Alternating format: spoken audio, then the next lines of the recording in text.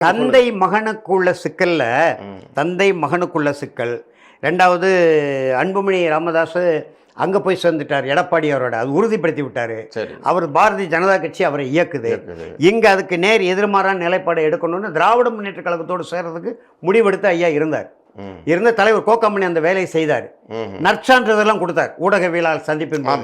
ஆனால் அதில் தான் நான் இப்போ நம்ம பேச வந்த நம்ம விடுதலை சிறுத்தைகள் கட்சி தலைவர் தம்பி தொல் திருமாவளவன் அவர் ஒரு நெருக்கடியை கொடுத்தாரு திராவிட முன்னேற்ற கழகத்துக்கு.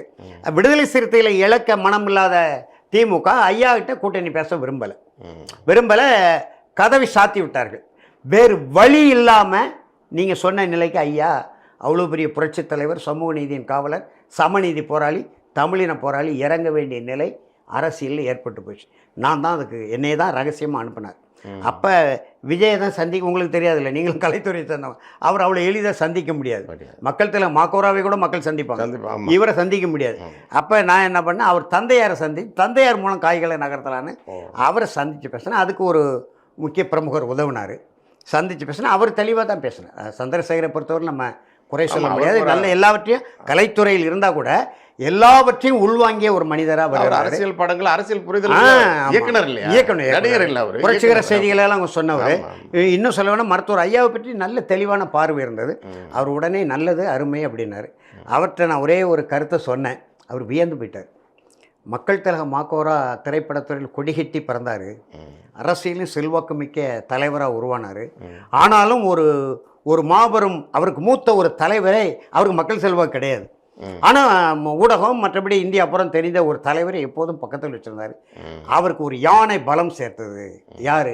எம் கல்யாண சுந்தரம், கம்யூனிஸ்ட் கட்சி தலைவர். எம்ஜிஆர் பக்கத்திலே வச்சுருந்தார். அதுபோல் தம்பி விஜய்கிட்ட விஜய் ஐயா கூட இருந்தால் விஜய்க்கு ஒரு மிகப்பெரிய யானை பலம் வரும்னு அவர் நல்ல புரிதலோடு சொன்னது.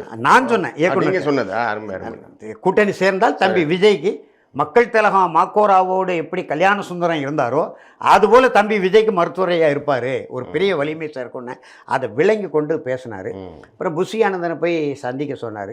அவரையும் போய் சந்தித்தோம் ஒரு 5 நிமிடம். அந்த சந்திப்பு நமக்கே ஒரு பெரிய அவருக்கு ஒரு புரிதலும் கிடையாது. இப்போ நாம் தமிழர் பிள்ளைகள் தற்கொலைகள் போடுறாங்கல்ல, இல்லை நாம் தமிழர் மட்டும் இல்லை, எல்லாருமே பொதுவாக புஷி ஆனந்தனே ஒரு தற்கொலை தான். அவரை வச்சுக்கிட்டு இவர் எப்படி விஜயை சந்தித்திருந்தால் உங்களுக்கு ஒருவேளை இதே அனுபவம் ஏற்பட்டிருக்க கூடுமா? அது தெரியல. ஏன்னா நம்ம சந்திக்காம சொல்லக்கூடாது. இல்ல, அவர் பொதுச் செயலாளராக இருக்கிற ஒருத்தர் சந்திக்கும் போது அவரை பொதுச் செயலாளராக நியமித்திருக்கிற ஒரு